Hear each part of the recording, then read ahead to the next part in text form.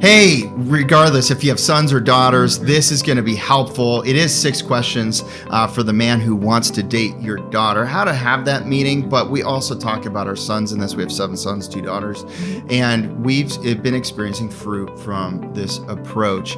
It's not an intimidation approach. It's a discovery journey to see where this young man is at. And we give 6 practical things chalked with scripture that you can use too in your future, whether you have littles, middles, or they're older and getting close to this. This is going to be helpful.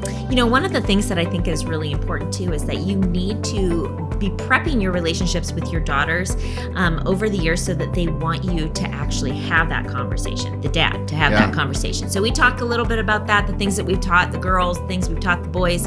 So I just know that you're going to be encouraged by today's podcast. Hey, we're so honored that you're joining us for the podcast, and you can find all show notes at courageousparenting.com for this and the bigger ministry, all the things at becourageousministry.org. But what an important topic. Even if your children are still young, you've got to be thinking about this ahead of time, because a lot of this needs to be actually instilled in your daughters for this to happen right if somebody's approaching them to simply go out on a date.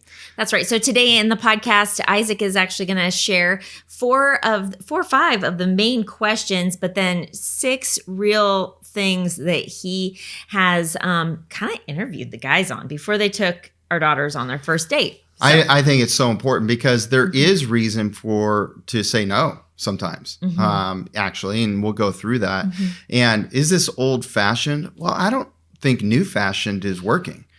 I mean, if you look out there, a lot of bad intentionality, 80, 90% of young men are addicted to pornography. There's a lot of challenges that maybe weren't as prevalent back in the old days. So I'm opting actually for what I see in the Bible, what I see parents' job is, and we're having success so far. Yeah, I think that there is a need for parents to be given permission. So maybe I'll give you permission. You are the God authorized authorities, parents in your children's lives. So as a mom of 7 sons, one of the things that we have tried to instill in our boys and remind them of is that dating, secular dating, the word dating, what that connotates, the whole perspective of dating, that's not actually done biblical. Right? And so we've talked to them about dating for the purpose of marriage, and that what is the point in having a girlfriend if you are not able to treat her as someone that you would potentially marry, like being able to afford to take her out on a date, for example, or right? have a car, or have a job, or be on a path towards being able to provide for a family. It doesn't need to be deep on that path, but at least a direction. It's really just seeing them on a journey of responsibility and growing in manhood. You guys know we do biblical manhood ceremonies. We're actually going to be doing another one in the fall, which is exciting for one of our other boys. But I bet you the question that comes to people's minds, you have so many boys, 7 boys. Have they ever been on a date before?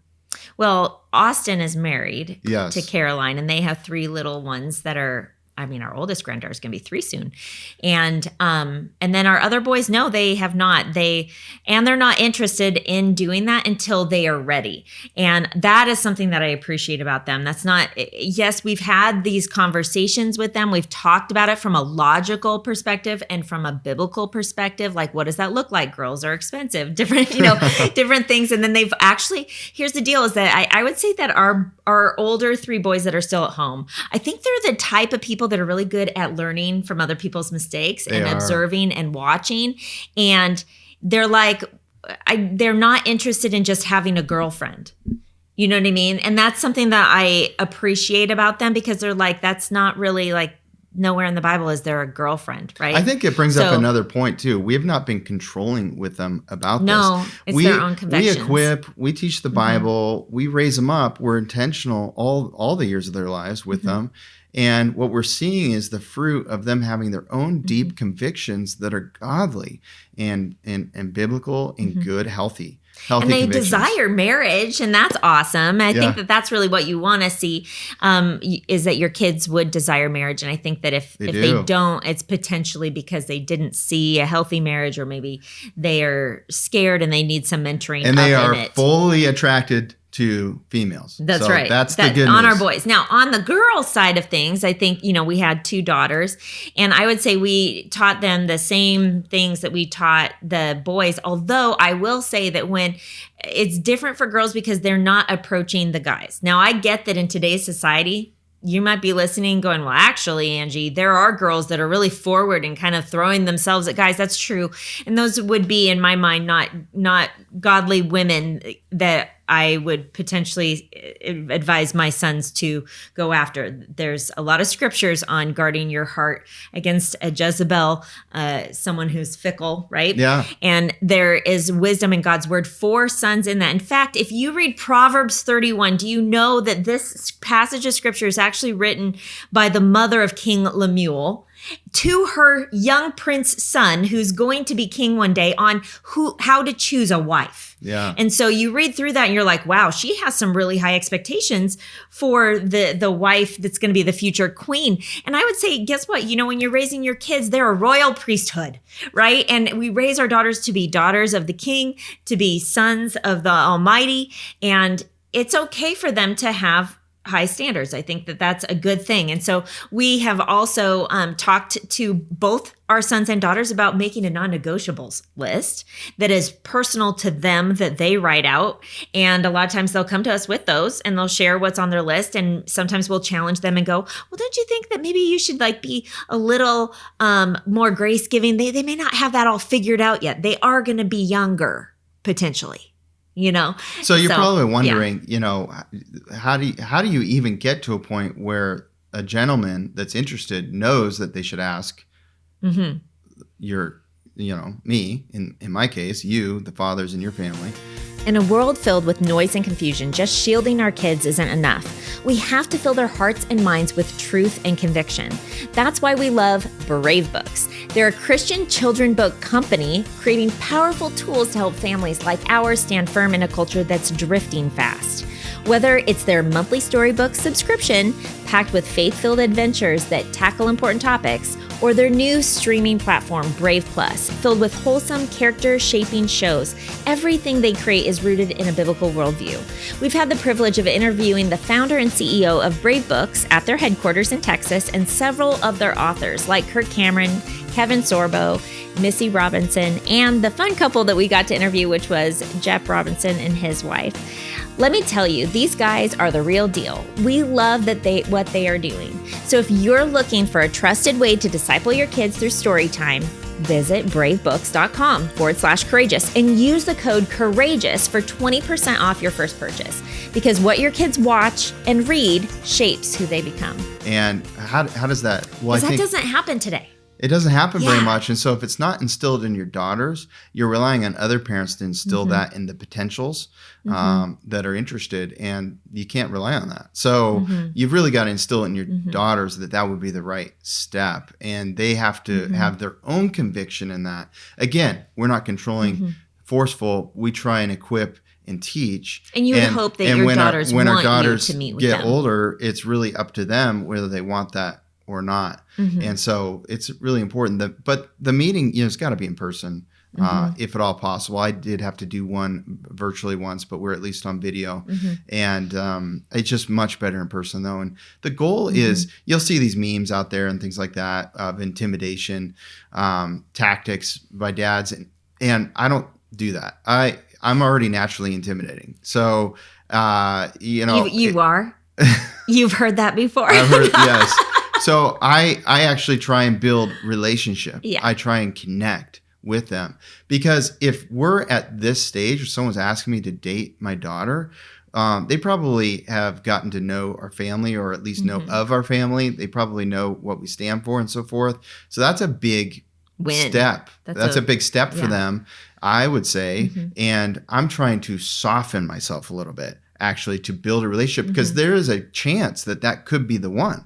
right? And so they're going to look back, and if they are the one, they're going to be the one that does this for your future granddaughter someday. So you're modeling for them. So you want to model it for her because they could be the one. So you want to do it well and not just be, a jerk about it, right? So and that actually makes me think about what if they aren't the one for your daughter, and how you want to be gentle with them. You don't want it to be such a intimidating experience where they're scared to do it again in the future, and maybe they don't have the courage to do that in a situation where they need to. Yeah, it's so important because that's a discipleship moment, by the way. If they're the wrong one, then you're just being helpful to them. But if they're not in a place that is going to be a good influence on your daughter, then they're not ready. It may not be a never thing, but they may not be ready. I mean, in 1 Corinthians 15:33, it says, "Do not be deceived. Bad company ruins good morals." And so you want to make sure they're entering into good company, even on one date. Yes, one date matters to make sure they're in good company, right? It's really important. So let's dive into this. The first, I'm going to give you 6 things. We are, actually. It's not just me. But learn about their family and friends. What a great, softer, first get to know you kind of conversation. There's some heavier things and some later points, but man, I want to know. And there's a lot of intel you can get by understanding their past. I know firsthand that everything about somebody's family and past in that regard isn't defining their identity. I have a lot of grace for people. I don't just quit. I'm not a quick judgment person. So I'm learning. And I also know that when marriage actually happens, you are marrying into families too. And so I'm curious and I want to know where they came from because that will give texture to the later questions I ask. It's interesting because when you think about the gospel as Christians, we need to actually live out what we say we believe. 2 Corinthians chapter 5, verse 17 through 21 is the scripture that challenges us to really be willing to look past any previous sins, mistakes, and history that someone has had and view them as a new creation Christ if they had a defining regeneration, born again moment in their life. And so I think that this is the part. I haven't personally been at one of these conversations, these meetings, because I'm the mom. But I know my husband well enough to know that his own testimony is about becoming a new creation in Christ. And that passage of scripture was challenging to me as someone who had saved myself for marriage and had been a Christian my whole life. And I didn't want to be unequally yoked and just really was careful when Isaac started pursuing me. I wanted to know his past, but I came to a crux in my belief with God. And does he make someone a new creation, or is their past who they are? And so I think that this is something that every adult parent who has adults, you need to ask yourself before you go into a meeting like this, do I actually believe the gospel? And when I'm meeting with this young man, do I have the grace of the gospel in my heart and my mind? Amen. So good, Angie. Learn about their family and their friends. Yeah. Super, super important. Right here in Proverbs 20:20, it says, if one curses his father or his mother, his lamp will be put out in utter darkness. That's pretty severe. Utter darkness. So what I'm looking forward to hearing the good, the challenging. I'm also starting to see if he's being honest and candid with me or not. If everything's perfect, there is no perfect family. So if everything's perfect, it's like, okay, well, let's dig a little more and ask a little more. If everything's perfect about their friends and they're 20 years old or whatever, that's usually not the case either, right? So it's just give me a sense for what you do with your friends. Give me a sense. And it's not interview style. It's more just learning and understanding and getting to know them. But I also want to know if they're like cursing their parents. Like if they are like super, against their parents and these kinds of things, because that do they have good relationship? Is there a bitter root in them, or is there something like that? So it's a good discovery of where they're at, and it also lends to spiritual maturity as well. It's interesting when I think about you in these situations, because I've seen you, like, for example, Sean, who's engaged to Megan right now, which, by the way, we're really excited. We're going to be having them on the podcast pretty soon. But when he asked for her hand in marriage, he actually asked us both out to lunch. So I got to be there for sweet. that part of the meeting, and just watching you interacting with him. I mean, I've always known you to be a really good listener, but I think that this is a soft side of the dad that needs to be encouraged in other men versus what you see online and what you hear, which is this whole like intimidation. They better know, like, you're the protector, blah, blah, blah. And while God has given the head of the household the role of provider and protector, for sure, that is part of why Isaac has always wanted to have these conversations and these sit down meetings, is because it's a matter of protecting his daughters also, right? But what is the most important thing to know about someone if you want to protect them? You need to see if they're going to be honest with you. And you can't get a kid to open, or a young man or anyone to open up and be honest with you if you aren't going to be a good listener and you aren't going to sit there and ask them questions about themselves. Yeah, fear's a tactic. Good luck getting to know them and getting the real deal. Right. So him ever being honest with you. And the second thing is ask about his testimony, like when he actually accepted the Lord. That is such a perfect starting point for understanding the spiritual maturity and depth that they're walking in now. And of course, I don't expect them to be where I'm at. I'm still got a lot of growth to do too. It's like understanding that, okay, I'm excited about them having a heart for Jesus, for wanting to be more like Jesus. I'm less concerned with exactly where they're at. I want to see that there's a heart for growing and an excitement for growing in the Lord. That's what needs to be there. And I want to get a sense too for his relationship with the bride of Christ. The bride of Christ in the Bible is the church. I want to understand what his engagement with the churches and experiences with the churches and these kinds of things, and good and that bad. Could be super important for many reasons, but I'm just even thinking about like grandkids. You want them to grow up in the church. So if he has a bad experience with the church, or is like, oh no, I meet God in nature, I don't need the church, and he has an independent spirit, then it's like, oh, maybe this is not the right. That would be a red flag for me. He thinks of himself more of as a lion than a sheep. I just on my mind since I gave a sermon on this last Sunday, but lions are very independent and sheep are actually what Jesus says we are, which are meek and need to be dependent on him. Right. And so that's a sign. And it would be a matter of obeying scripture, because Hebrews 10:25 says, do not neglect the gathering or forsake the gathering, as some have made a habit. Right. So it's like, if you can see if someone has been raised with a character. Now, if they don't necessarily know that, it, like you said earlier, it becomes a discipleship opportunity to challenge him in those moments and see if he's receptive. Because isn't that also kind of part of the relationship that you want to have, is if someone is receptive to growing and being challenged? You could ask things like their prayer life. You could ask things about, the challenges, spiritual challenges, and questions. How's your walk with the Lord? These are questions I would ask my own kids that are older. Right. And so how's your walk with the Lord or going? Even just young adults. These are the questions we ask anybody, even at church. And you're like, well, actually, I accepted the Lord, but, I'm pretty much hanging out with kids that are not up to the best things. And that's not like a closed door. I'm seeking to understand, because maybe he's like, but I've had enough with it. Right. And I really want to grow. And I see what your daughter, and I see, she's so God glorifying, and I see what your family's doing.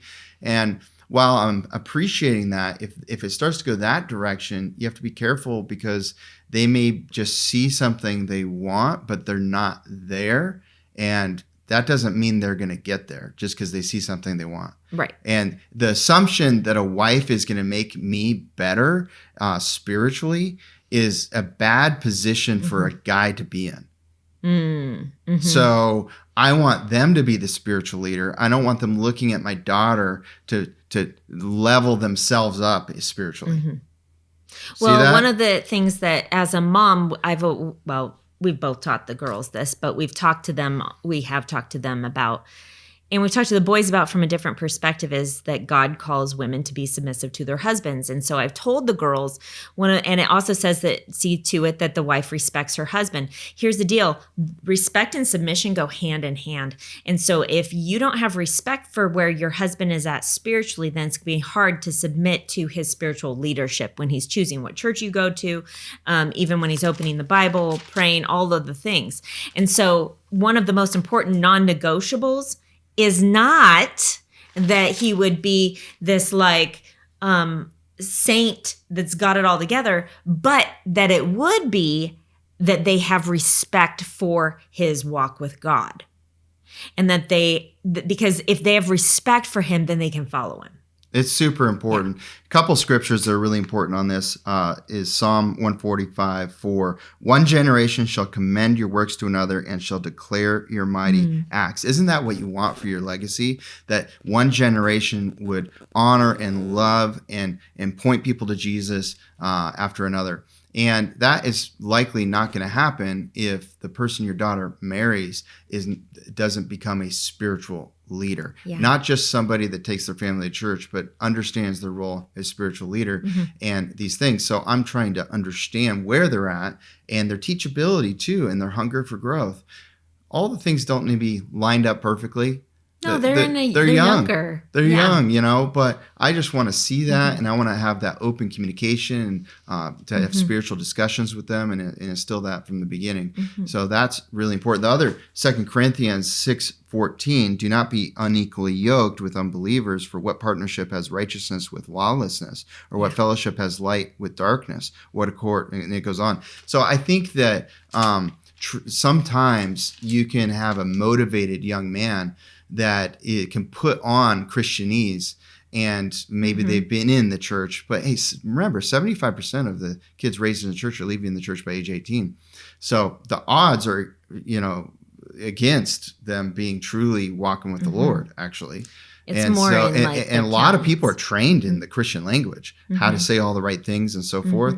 So you just got to have a sober-minded approach to that. You saying that reminds me of something else that we taught our girls in regards to when they were just had their eyes open for the one.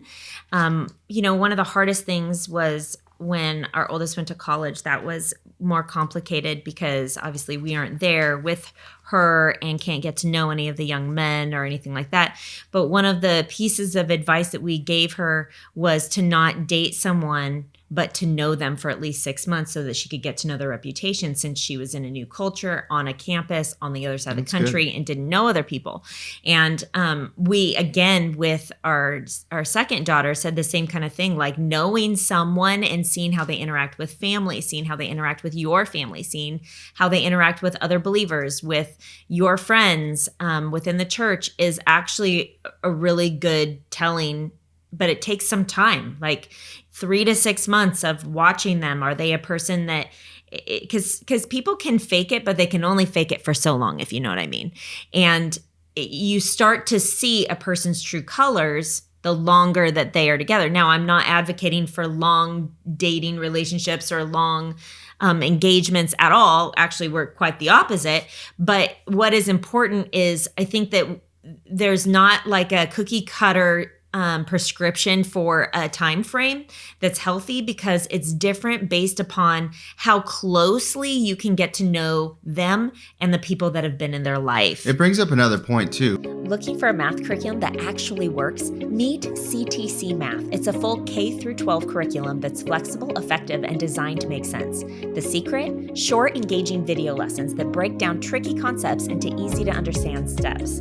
Whether you're homeschooling or just need a supplement, CTC Math fits your routine, not the other way around. And with 24/7 access to all lessons from all grades, your kids can learn anytime and anywhere. Ready to take the stress out of math? Visit ctcmath.com and start your free trial today. That's ctcmath.com. Confidence in math that starts here. You've heard me talk about how we're members of Samaritan Ministries instead of having health insurance, which has been so helpful to our family over the last 5 years.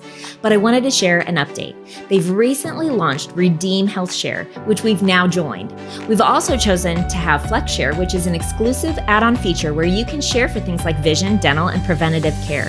Redeem is a Samaritan ministry program and has more program options to fit your budget and healthcare needs, all in a modern digital platform. Most importantly, Redeem upholds the same commitment that Samaritan Ministries has held for more than 30 years. Christians praying for one another and sharing medical needs together. Learn more at redeemhealthshare.org. We're skipping right to the first date and the guy asking you, but how has he been hanging out for a while? Has he been just friends with your daughter, hanging out with the brothers too? Has he been over to your house and just in a relational way? Have you been able to maybe get to know his family even before the first date? Like, these are optimal, ideal situations. Yeah. Not everybody has ideal situations, but we have experienced that in sometimes, and that's been great. It's so good. Different from when you can't experience it, actually. And I think that it's actually really important if you can, because one of the things that we had in our culture of our family was this caring of, what do you think of him? Right. And I remember both of the girls would ask that. Austin also asked us about Caroline. He would ask, like, there is this, and I have this even with the boys, when there has been someone that has caught their eye, they've asked, what do you think about that person? You know?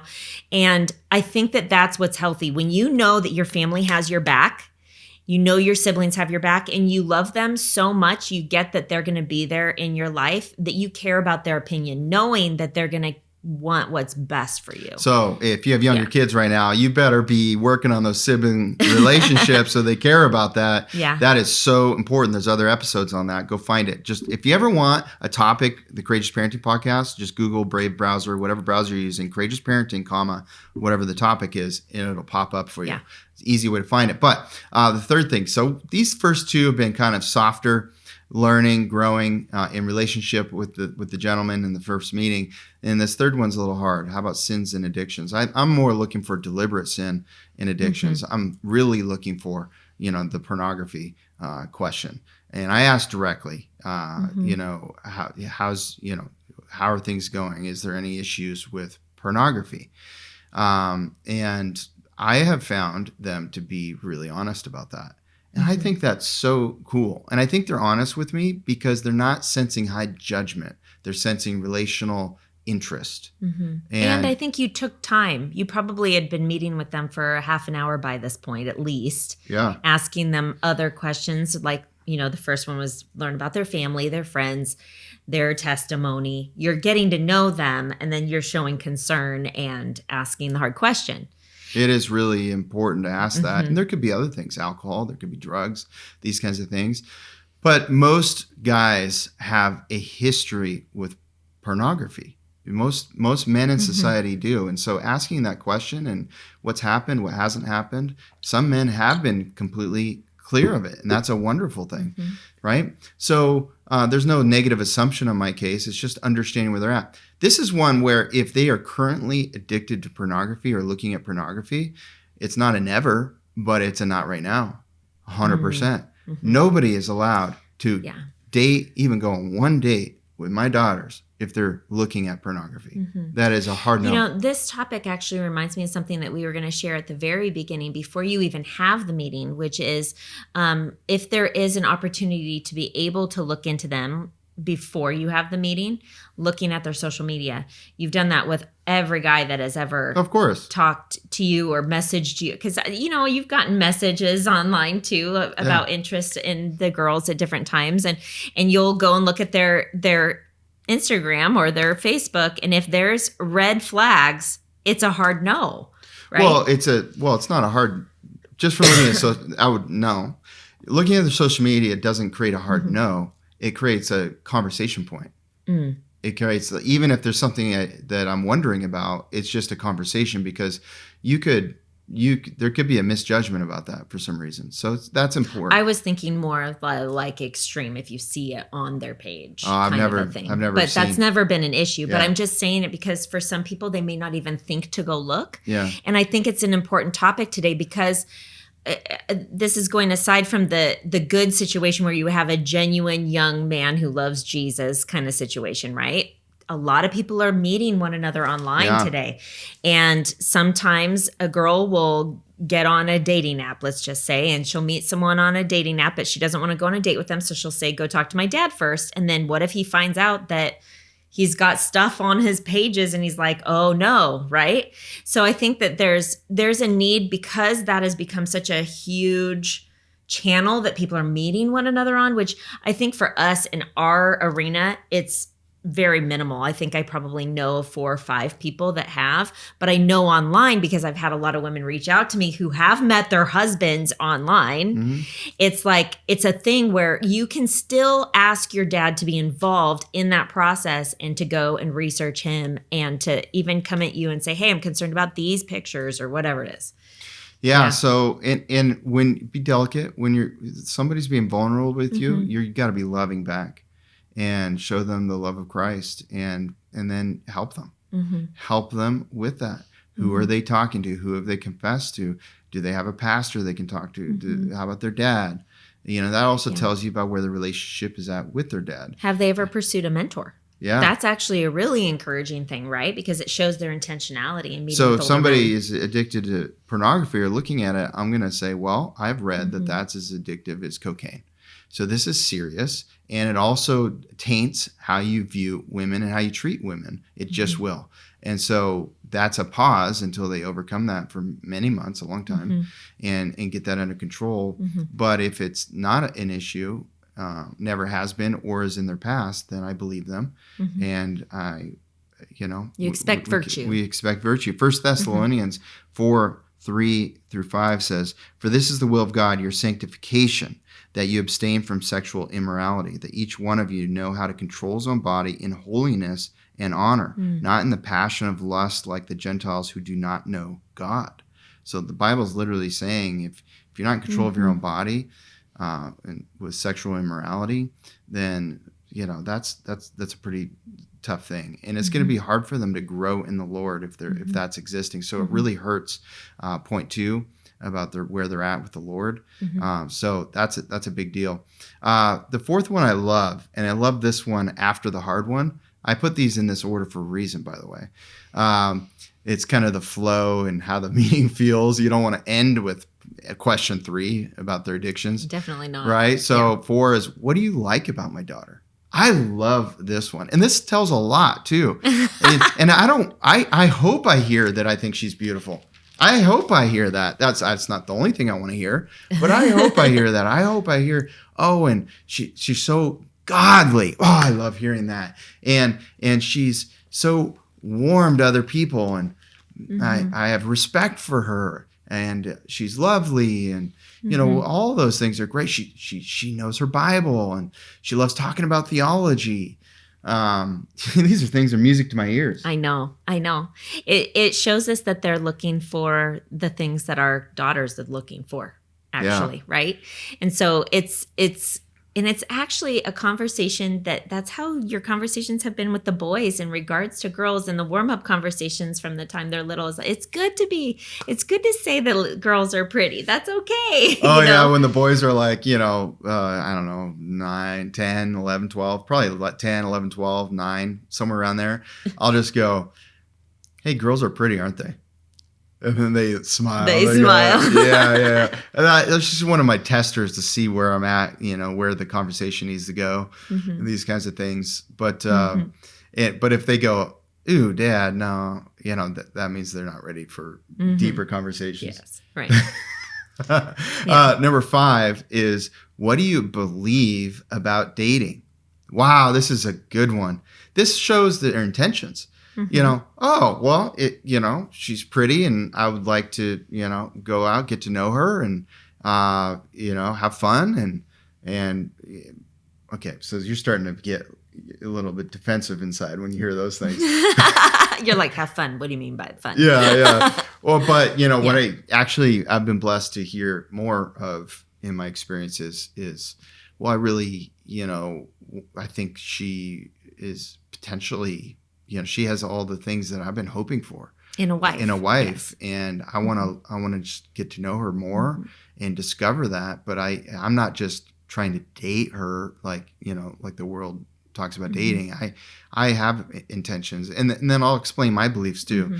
Yeah, I really think it's important. Like dating for the purpose of marriage is you may not know for sure, of course not, but if there's no potential for that, then that's a waste of time. Right. If you're not ready to move into that season of your life, then you're probably not ready yet to be dating, right? Yeah. If they're far removed from being ready to be married, then that would be like they're non-committal. That would be you wouldn't want that for your daughter to be in a long-term relationship with someone who never wants to get married. It's good to find that out right away if they don't believe in marriage or not. Yeah, what do you believe about marriage? You know, these kinds of questions on there are good. But what do you believe about dating? Is such a good question to understand. And point 6 is you kind of want to know their work ethic.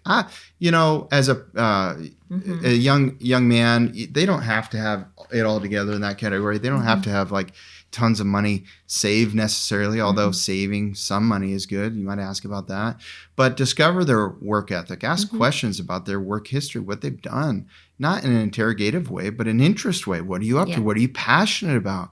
You know, what are their professional aspirations? And all of those things can be really helpful to understand. And so often I've walked away with, wow, this guy really is going to go somewhere. And he doesn't have to be somewhere right now. It's not that. Is there the will to succeed? And do they have the determination to provide, understanding it's their responsibility? I think that this conversation lends to a discovery as well of what they believe the wife's role should be, working or not, right? Yeah. And what we have raised our daughters with is that they would desire to be stay-at-home wives and moms. And so having that conversation with this young man, if he's hardcore, like, no, she needs to contribute and work and you know, just is... that would not necessarily work. They're for sure not going to have, you know, very many kids, which isn't a requirement to have lots of kids, but that's pretty much sealing that. Like if there's an expectation that she's going to work and raise the children and raise the children, that's going to be a non-homeschool environment. That's going to be a, you know, very low number of kids. That's going to be, you know, lead into lots of different things. So you just brought up homeschool. You just brought up child size. Are those questions that come up in these meetings with guys before they take a girl on the date? No, not really. I mean, you can only ask so much. Come on now. Yeah. You can't pretty soon it becomes interrogation. You're probably like, well, is that what you're telling me to do? Well, these are things I'm going to do. All right. These are the essential things to go on a first date. Get to know them. I don't want my daughter to have heartstrings starting to go to someone and have that terrible experience of, you know, feeling really hurt. If it could have been avoided in the first place.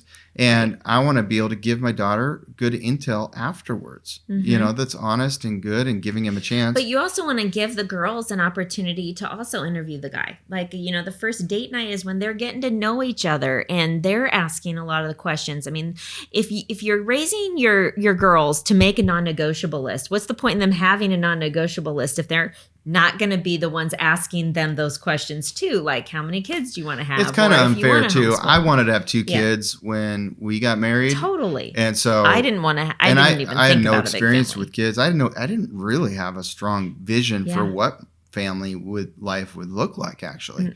So I was a new believer. So I have some compassion in that. People grow. I just want to get some trend lines of likely which way are they going to grow.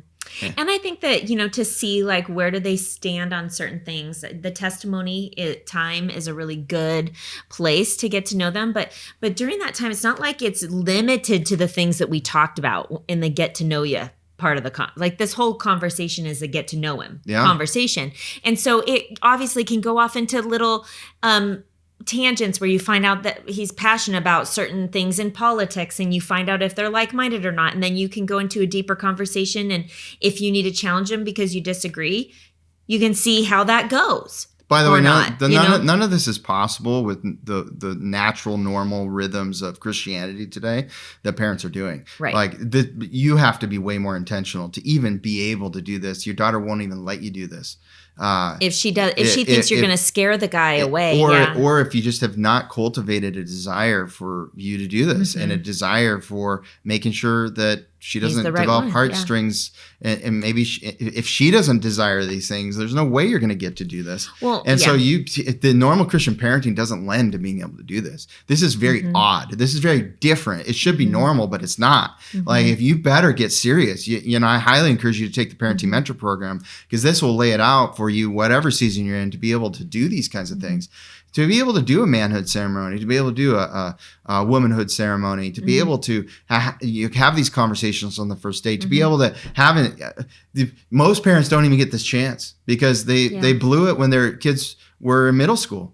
Well, and not only that, but I think a lot of people are not raising their sons to expect that they're going to go to the dad in the first place. And I know we mentioned this at the beginning of the podcast, but that is something that you need to clearly raise your sons to know, is that they should have respect and honor for the father of the girl that they want to date, to go to him.